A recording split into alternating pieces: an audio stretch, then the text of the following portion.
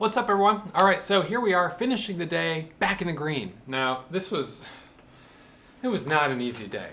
First trade, great setup, and I only filled 198 shares of a 6,000 share order. So I made about 20 cents, but that's not what I was going for. So a little disappointing there. Second trade, lost $1,000, so went into the red. Started to feel a little frustrated. Trade number 3, made back about 1,500, went to being up like $500. It was just up, and then I went back down into the red, down 500. Finally got myself back to about break even, made a couple more trades, and then had that one last trade, $3,900 winner, up 4,000 on the day. Wasn't expecting it, and I overstayed my welcome a little bit. I traded longer than I would on most days, but I think today I didn't have any meetings scheduled for 11 a.m., which is a little unusual for me, and so I was like, well, I guess I can keep trading, and I have to be careful with that. I was just sort of like sitting around looking and hoping that we would see an opportunity, and we ended up seeing one, which was great. But at the same time, in the past, that's when I've jumped into some breaking news or something that really I shouldn't be doing and isn't a part of my core strategy, and that's when I get myself into trouble. But today I focused still on the high day Momo scanner and had one great trade off the scanner, one that was only so-so, and then a third that was great. So scanner paid off today, thankful for that, and puts me back into the green. So tomorrow, I'll be back at it, first thing, 9:15, pre-market analysis. Hopefully we find a couple more gappers and make some more money, finish up this week strong. All right, so that's the game plan, and I'll see you guys first thing tomorrow morning.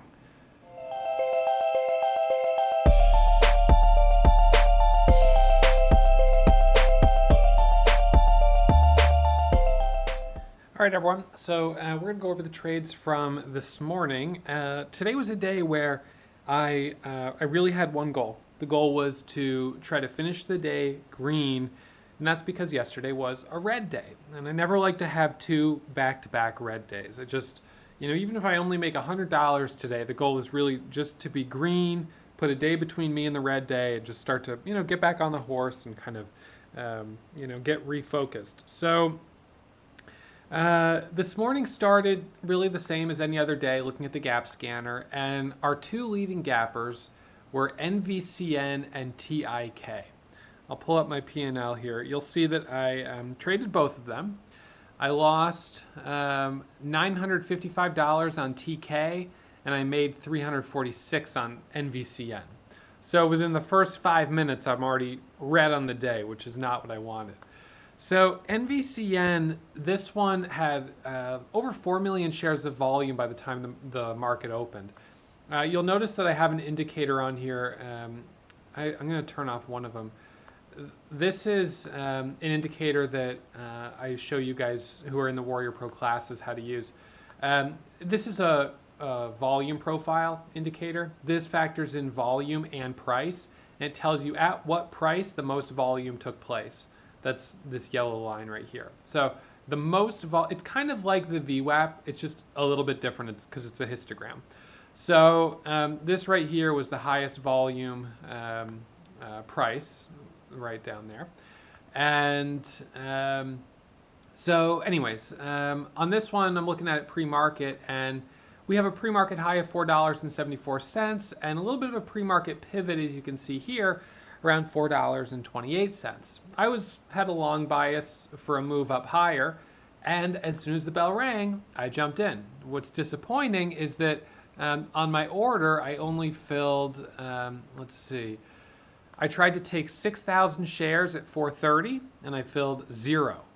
I then used my hotkey and filled 196 shares at 4:37, and I thought I was in at 4:30, and so I immediately tried to scalp by selling, and I was selling some at 38 and 49. So this ended up being a very small winner with 196 shares. Just, that's not what I was expecting. So that was disappointing. The target on this was a retest of high a day. It popped up here to a high of 58 and then faded. And then I ended up taking a second trade on it for a red to green move. So a red to green move on a gap and go is when you have 1, 2, 3 plus red candles, And then you buy the first candle to make a new high, and that was this candle right here as it broke over 385. I got in a little bit early at 380, anticipating it was going to break. I was actually looking on this one at the 15-second chart, which I don't typically do, but reversals, you really want to get the timing right and get in as low as possible. So on this one, I jumped in, let's see, where was it? It was right here. So you see how we popped up, we dropped down, we pop up a little bit, we drop down, we pop up, and then right here we're kind of holding this level. So as we broke over 80, boom, that's where I was in. It pops up to a high of 91.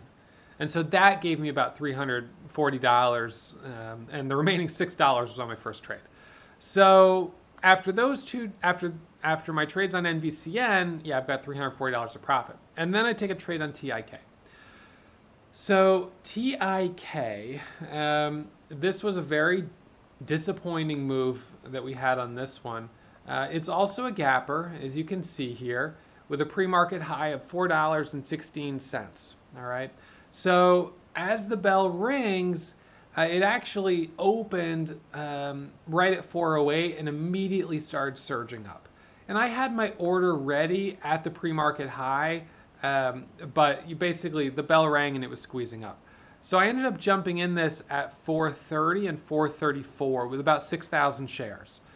As soon as it pops up to a high of 59, I'm trying to sell some. I'm selling some at 41, 48, 41, 58, 57, 49, and then it starts to drop and I'm trying to sell at 21, at 01, and I sell the rest way down here at 370. I mean, this was a really ugly drop. This is this is not what you like to see. And the reality is sometimes this is going to happen on, on any trade. I mean, we know that there's this certain margin for, for failure. That my strategy is right about 70% of the time, and it's wrong about 30% of the time.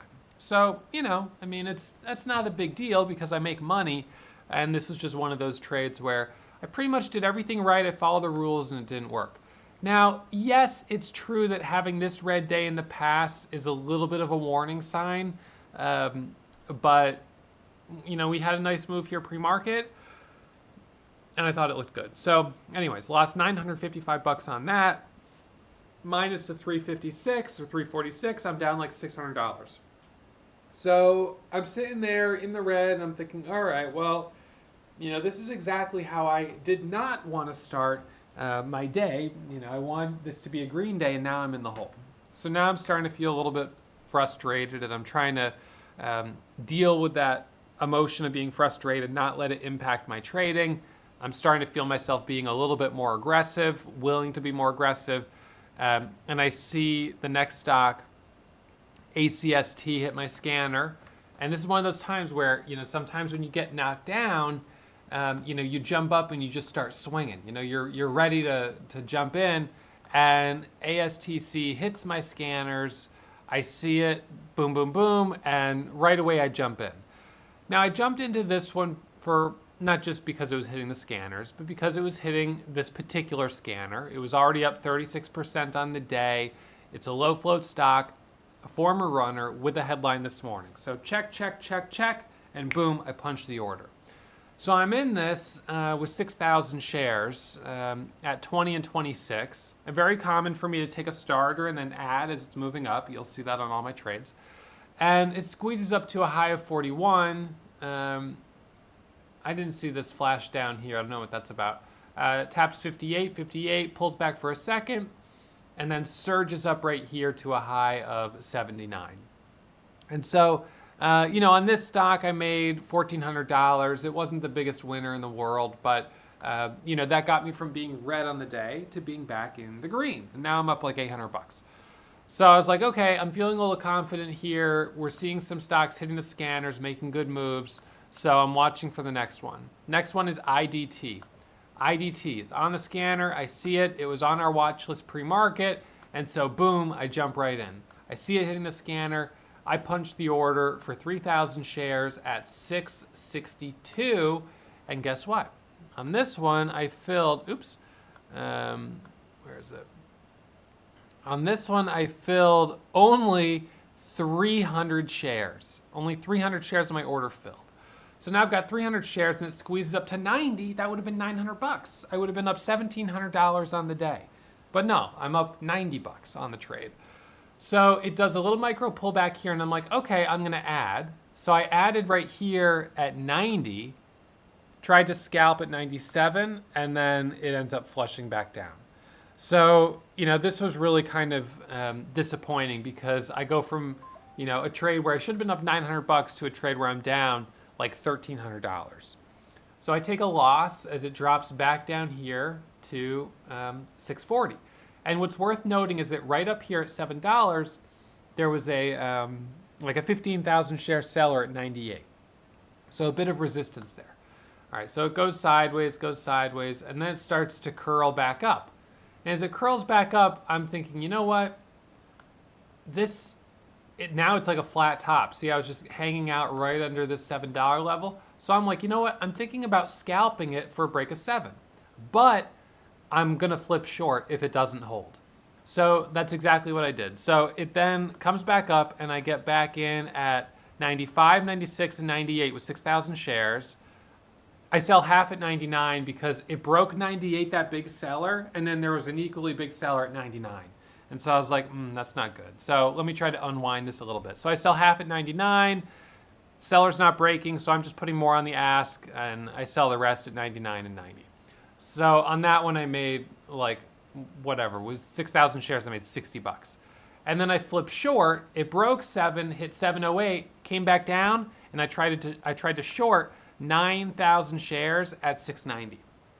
Because now I felt confident that it was gonna flush. So right here I tried to get short and I filled only 200 shares.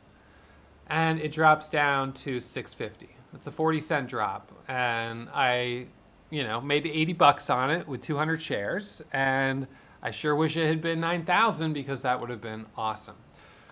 So bummer there. It ends up curling back up one more time, going back up to 7, and I do the same thing again. I shorted at 7 and cover as it drops back down. So from being down about $1,400, I was able to recover the loss to being down only $893. It does end up finally breaking over that level, and it taps the 200 moving average right here on the daily and then fades off that level. But in any case, I'm red on the name. I just didn't trade it as well as maybe I would have liked to have. So that was IDT. Next trade was VTVT. So this one's a $216 winner. The stock was active yesterday, but did sell off quite a bit going into the close, sold off a bit pre-market, and then starts to bounce back. So on this one, again, I wasn't sure that it was really going to work out that well, but I ended up taking a stab long 6,000 shares at 80, and that was right here. So basically the stock pops up and is kind of moving higher, and I've got this, I'm watching the pre-market high. So it goes to 80, goes up to 88, and I scalp a little bit there, selling at 83, adding back at 85, selling at 87, 86. So a little trade there. There's the IDT trade. And then I had IPCI. So at the end of, when I finished this trade on VTVT, I was up, and when I finished the IDT short, I was up about $186. So, I went from being down as much as about 1,000 to up 800, back to down 500, and then I was back at up 186, which is basically break even on the day.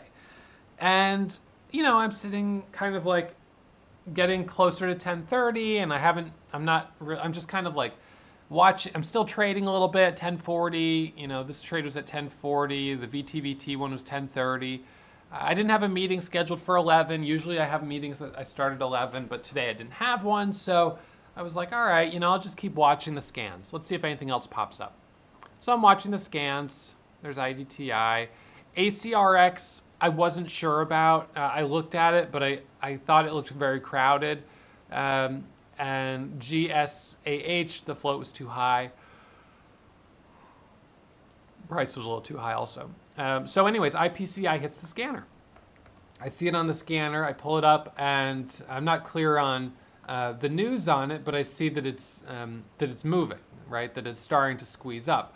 So I look at that, and I'm like, okay, this is interesting. It pops up to 42 right here, and on this one, again, kind of like ACST or ASTC, I jumped on it fast. I was like, you know what? This thing's moving. It's a former runner. It's a recent reverse split. I'm going to jump on it, and let's see if this squeezes and gives me a nice trade. So I jump in at 43, first with 3,000 shares. And immediately I realized I was buying from a hidden seller. There was someone unloading a big position there at 43. And so I buy it, and nothing happens. But then I start to see more orders going through. Other people are seeing the same setup, traders who use these same scanners most likely. And so more buying's coming in. And so then I punch it one more time thinking, okay, I'm seeing volume coming in. That's giving me confidence. And then it breaks, and then more volume's coming in. I see 44, I punch it one more time. And initially I was thinking 10 cents is my profit target. So I'm in at 43 basically, and I tried to sell half. I put an order to sell half at 51 and 52. Basically, as soon as I was in, I was like, I'm gonna put out these profit targets to sell half. And then I was like, you know what? As it surged up, I was like, you know what? I'm gonna cancel this order, because now I'm thinking, this just broke through the $0.50. It's getting some volume. It's hitting the scanners. This might actually have more potential. I looked at the chart and I realized this is the first green. This is going to be the first green day in 9 days. Now, of course, now it's red, which is really kind of sad. But at the time, it was like, this is turning around. This looks actually is starting to look decent, maybe even for a swing trade. And so I switched gears and I say, you know what? I'm going to hold this. And then I saw it squeezing up, moving higher and higher. It hit 65, 66, and I'm like, I'm going to add another 3,000 shares. I'm going up to 12,000 shares on this, because now, look, I'm up 20 cents on 9,000 shares. Right now I'm up 20 cents, and it's still going. I'm going to add another 3,000 shares. Let's see what this does. And it goes up another 10 cents. 78. I add another 3,000 shares, and right here it's halted. I was willing to be aggressive. I mean, I was putting out orders to go up to 20,000 shares because I was seeing this as my one kind of opportunity today. We were finally seeing something moving quickly. So I'm in it, and it's halted, and then it resumes, and the biggest red flag here was that it resumed up only marginally. So it resumed at 85, and I was hoping it would resume in the 90s, because I wanted to see it break over $2. And usually when they halt going up, they open higher. So I was disappointed that it was only at 85, and I was very quick to be like, okay, is this gonna go higher, or is it gonna drop back down? Because see, on this wick, it came back down almost to 61, and I think at this point my cost basis was like 53. So I'm now in this with 15,000 shares at 53, that's my average.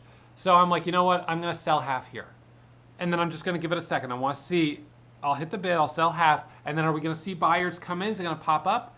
And we do. And so I add right here at 81 to scalp the move here up to 85. Target is $2, and it does a false breakout. And so then I sell all of it right here as it drops back down.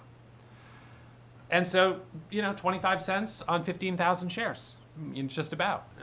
This ended up being just a kind of surprise move off the scanner, and that made my day. Now, RKDA is another one that hit the scanner while I was reviewing trades earlier this morning, and I was tempted on this one.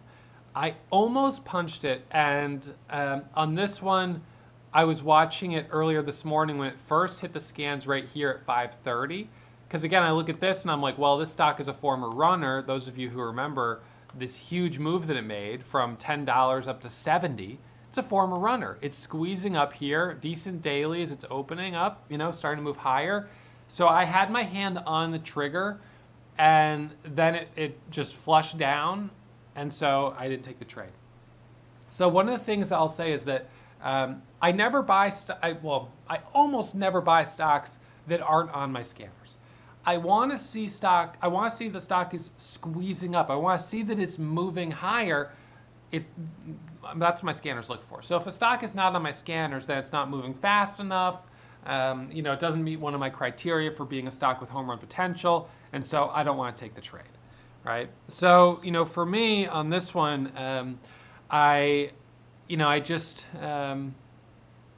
saw it on the scanner. I jumped in, IPCI, RKDA. I saw it on the scanner. I was very close to jumping in, but I ended up hesitating, and that ended up being the right move. I wanted to see more buyers, and we didn't see that. Because on this type of pop right here, sometimes this will be created by, I don't know. I mean, how much volume is this? 67,000 shares? I mean, for all we know, that could be one person covering a short position, or that could be one person buying 67,000 shares, right?